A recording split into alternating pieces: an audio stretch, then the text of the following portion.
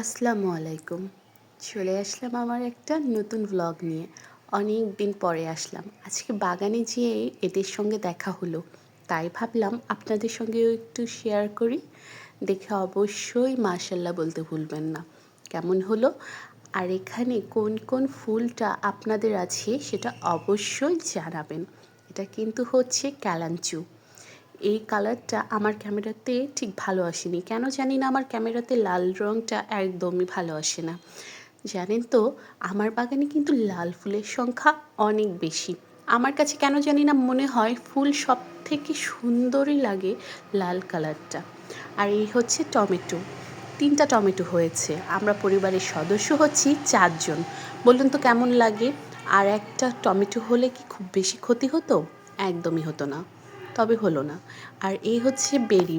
এবার বর্ষায় অনেকগুলো চারা করেছি। জানেন তো, আলহামদুলিল্লাহ সমস্ত চারাই এভাবে ভরপুর হয়ে ফল এসেছে। কিন্তু জানেন, এতগুলো ফল হওয়ায় আমরা খেতে পারি না, পাখি খেয়ে ফেলে। এটাও একটা অবশ্যই আল্লাহ সোয়াবের কাজ, খাক তার ইচ্ছে। আর এটা হচ্ছে কৈলাস।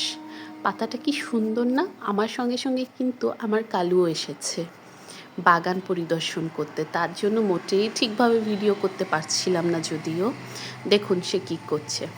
এদিকে দেখছি তাকিয়ে সে ঘাস খাওয়া শুরু করে দিয়েছে। তাই ভাবলাম তার একটু ভিডিও করে নিই।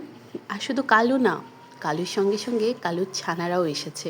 3টা ছানা দেখুন কি সুন্দর।